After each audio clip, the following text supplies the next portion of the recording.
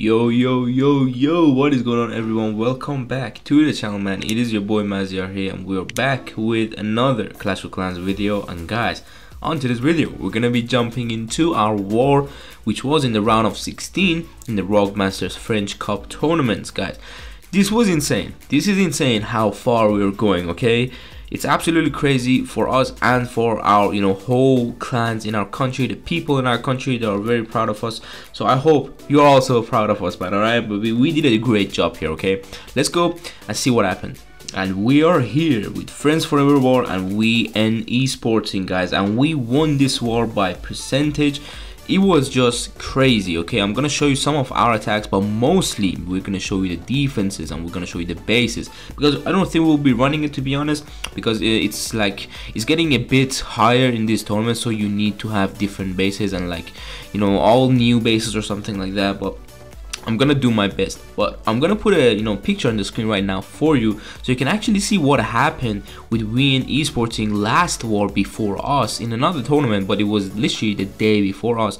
And as you guys can see, they absolutely smashed Clash Champs. And Clash Champs, guys, is a clan that there is P Castro, there is Leo, there is Patolino, there is so many good players and so many good bases, guys, and these guys got a 14-star war against them, and here against us they got 11-star. But why is that, and why did they only triple once against us? And that's simply because I analyzed them and I took some bases, built some bases again, like left and right, changed some bases, and then me and my friend Amin, which is Tufu in this map right here, we actually stayed, guys, and built these bases traps for 5 hours, man. Yes, we were in a call, and as you know, probably my country is already so messed up with the Wi-Fi and the connections and everything, so the calls was going off, they were coming back, going off. It was so much work, guys, we did on these 5 bases, and it was just crazy, and it worked out very well. We anticipate them to attack from certain areas, to go from certain areas, finish on certain areas, send one certain hero to a certain area. We anticipated every single move of this enemy clan, and we managed to get 4 defenses out of them. Of course, our side was not too well as well, but let's look at the percentages. First off, we had King's attack, which is Hossein. He did obviously Hydra attack, you know him. And then we had Tufu's attack, which was a time fell, and then my attack also was so close, because it was just crazy how something went wrong in it. I'm not gonna show you all those attacks, but we're gonna show you some defenses so you can copy these bases nicely and have them ready for maybe your war or for some maybe tournaments. You never know. But let's go. First off, we're gonna be looking at my base, guys. It's insane, I know, it's max, so it's a bit hard to hit anyway, so that's interesting for a lot of people. But let's see what happens. He's doing a Warden walk, but take a look at what happens when he goes further. He's doing a Zap Electro Titan, guys. By the way, it's a very decent strategy, but this is where it gets interesting, because we anticipated a Flame Flinger there. We anticipated I don't know, maybe an attack finishing there, because there was a very empty spot here. We could have actually just put a Tesla and tried to time fell the enemy clan. That was just a brilliant idea by Amin and me together. We put that there, and we decided to put it. I believe it's only one as well. I have all the other 4 Teslas in the base, but look at the damage it got from look at the damage it deal with the Flame Flinger. Now that Flame Flinger is not going to take out these 2 defenses as it was planned. That was definitely his plan, to take that 2 defenses out, because there is nothing down there, to be honest. There is not a Tesla farm, and now he's going with the King, which is Queen Ice Golem with all of course the Titans right now, and going in. But let's see what happens, guys. It's beautiful, because we also run nice spell towers. This is what I want to tell you. When you're fighting a clan that you know what they're gonna do in a tournament, make sure you don't just have poison towers. There is no point. These clan guys, they do a lot of Queen Charge Lalos. So with these spell towers, it was nice, because also you can see my CC's 3 Ice Golem, and I just said they do Queen Charge Lalo. Why is that? It's because one of them actually does Super Bowler, so this base was mainly for him to attack, but they still attack with a similar army. But let's see what happens to this Queen. It's absolutely getting shredded, but take a look at that invisibility spell. Did you see what happened there? It made everything invisible for a few seconds, so make sure the troops doesn't go deep in the core.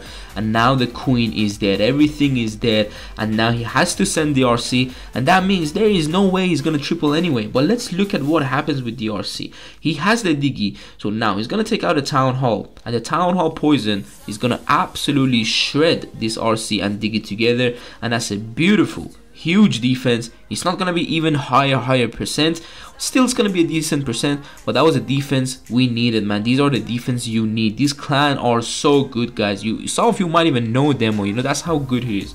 But we're gonna move on to the next attack and see what happened there, and see if our baits actually did work like this one. Alright, we're on this base, and you might be wondering, why on earth do we have 2 rage towers? It's because we anticipated a queen charge Lolo on this base, because it happened before, so we changed the traps. And guys, this is where the queen charge Lolo usually came, from the bottom side with a blimp, because this clan loves to do the Yeti blimps at the start. So we were wondering, maybe they're gonna do a Yeti blimp. Oh my god, that queen went nearly through ability. But take a look, there is gonna be a Tesla farm on that right hand side corner. Now he's trying to blimp the monolith, but take a look, when the blimp drops, the monolith switch targets, and that's because there is nothing on the field close to the monolith when the blimp is dropping, because the blimp doesn't count as inside of the base when it's dropping, and the queen ability goes off very nicely. And take a look at what happens, man. This Tesla farm is going to keep the queen here for a longer time, and now the rage up Expo is gonna absolutely melt that queen so nicely for us. And don't forget, they don't have the ability, so now the other rocket loon going in and makes the other rage tower goes off, so the Expo, which is not reachable, is actually killing the queen so nicely. He wants the king to go down there as well, and this queen, man, look at his rage spells. They are just so nice to make sure the attacker scares a bit, just slightly. But now take a look, Skellies and the Town Hall with the Expo raged up, it's just beautiful. And now the rage goes off. If it was a few more seconds, it would be nice. But take a look at our clan castle, guys. It was just designed for the queen, but oh my god, why is that queen not dying? It's crazy. He kept that queen alive for such a long time, and good job to him. But take a look at the CC. It was rocket loon. I'm gonna pause it here. Why did we do that? It's because we anticipated a queen charge ladder from the bottom side going in here, wall breaking inside, and then going for the Town Hall, king to funnel the queen for that multi on top, and they would just Yeti blimp here and take the CC out and deal with the CC, you know, before going inside the base. That's why, guys, we had 18 goblins with 4 rocket loons, guys, and it was gonna absolutely shred that queen, because the Yeti mites and the Yetis wouldn't actually be able to pull the rocket loons because of the 18, you know, goblins. Basically, it was just gonna be absolutely insane. But now Lolo from the other side, we have put some good air traps there, guys, and you're gonna see it very soon. So when the pop warden ability, headhunters go for the queen, but don't forget, we still have the royal champion on the other side. Rage spells come off, but can we get a rage spell out of it? I don't think so. But look at the traps, beautiful traps with the scatter shot, poison for the rocket loons. But there is no more loons left, guys, on this base. This base got absolutely wrecked with the queen charge Lolo, but not the same plan, of course. Gets like completely wrecked. But why do we run it? It's because we want to change the traps to make sure the attacker doesn't have a good time and an easy time destroying the base. So the traps did work this time. The rage spells was nice. Make sure the queen ability goes off actually also early. It wasn't because of the rage spell, but still, make sure, guys, sometimes you need to have, like, let's say your base is a ring base.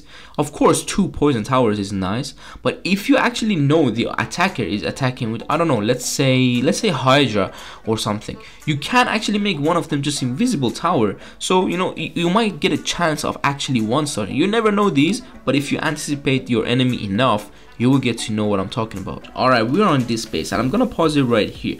Guys, this was a base that we thought the enemy would actually blimp this small area, pull the CC out, have the queen to walk in here, funnel the queen like that with the king to go in for the eagle, and the queen can go for that Town Hall. That was our first thought of a queen charge Lolo, because this clan does queen charge Lolo, guys, and every single one they did a queen charge Lolo, except one of them that did the Zap Titan one actually. Now I think actually there were 2 Zap Titans, maybe, I'm not too sure, but let's just see what happened with their plan.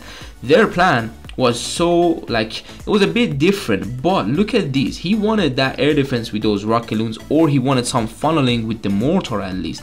But now the queen is going to go in because he made that invisibility spell very nicely. He didn't want the queen to go to the right. And look at our Tesla farm.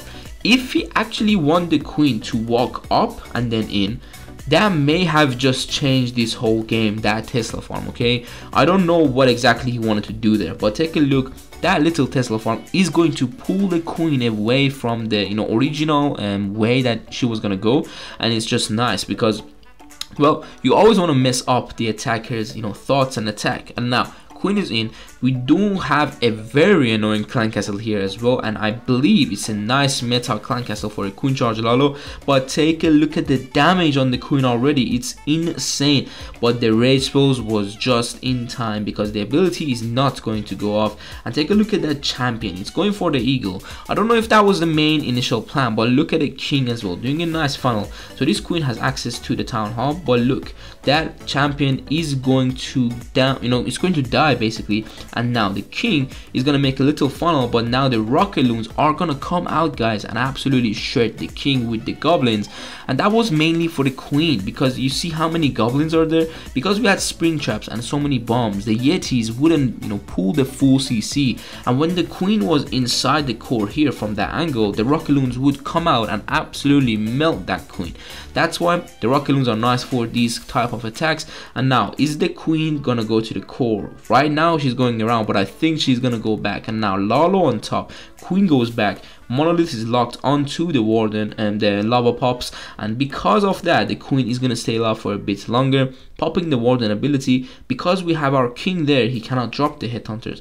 So now look at the queen, the poison tower drops the poison nicely on the loons. And take a look at these traps, those were for the healers. Literally that was the same area I told you the healers, the queen is gonna come and walk in.